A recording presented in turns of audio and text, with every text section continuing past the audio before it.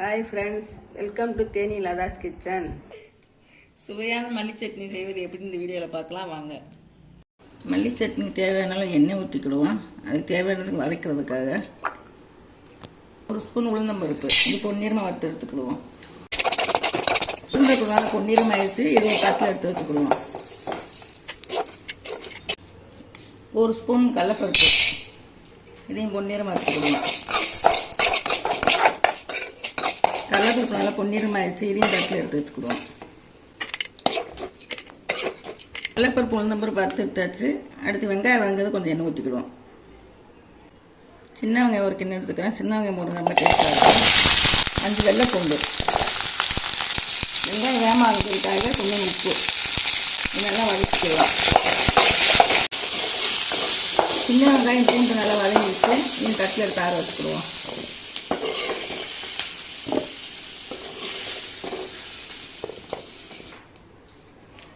வத்தல் 4 வத்தல் எடுத்துருக்கேன். உரப்புக்கு அந்த மாதிரி போட்டுக்கோங்க.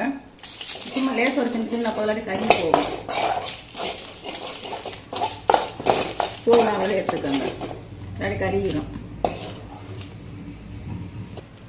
மல்லித்தூளை வதக்கிறதுக்கு 1 ஸ்பூன் எண்ணெய் ஊற்றிக்கிடுவோம். மல்லித்தூளை நல்லா கழுவி ஆஞ்சி வச்சுருக்கேன். இதை போட்டு நல்லா வதக்கிடுவோம். நல்லா வதக்கிடுவோம்.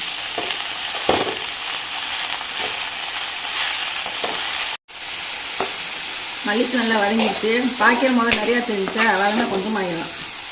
அதனால் நிறையா கொடுக்க முடியாது. நல்லாத்தே இருக்கும். ஒரு தட்டில் எடுத்து வச்சுக்கிடுவோம். தக்காளி பழம் 2 தக்காளி பழம் எடுத்துக்கோங்க. நல்லா வதக்கி எடுத்துக்கலாம். இதுக்கு என்ன தேவையில்லை, சும்மா அதுக்கெல்லாம் போதும். தக்காளி வேகமாக வதங்கிறதுக்காக 1 உப்பு போட்டு வதக்கிடுவோம்.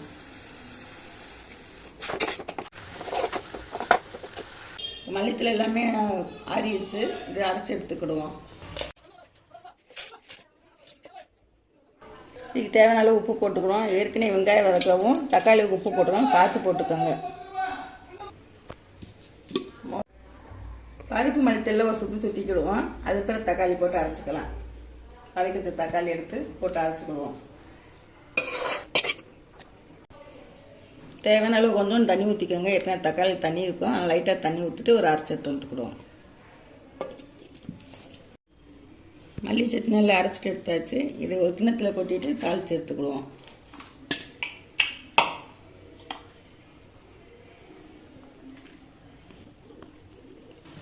சாரில் சட்னி ஊற்றிருந்தாலும் கொஞ்சம் தண்ணி ஊற்றி அலசி ஊற்றிக்கிடுவோம். வேஸ்ட் பண்ணாமல். மல்லி சட்னி தாளிக்கிறதுக்காக 2 ஸ்பூன் எண்ணெய் ஊற்றிக்கிடுவோம்.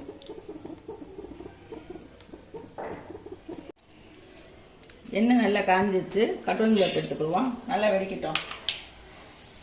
கடுகு பருப்பு நல்லா வெடிச்சிருச்சு. ஒரு கொத்து கருவேப்பிலை கழுவி வச்சுருக்கேன். பார்த்து போடுங்கன்னு தெரிச்சுதாங்க. இப்போ சட்னி ஊற்றிக்குவோம்.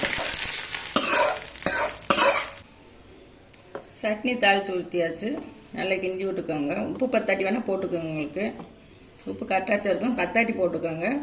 சுவையான மல்லி சட்னி ரெடி ஆயிடுச்சு. சாப்பிட்டு பார்த்து உங்கள் கமெண்ட்ல சொல்லுங்கள்.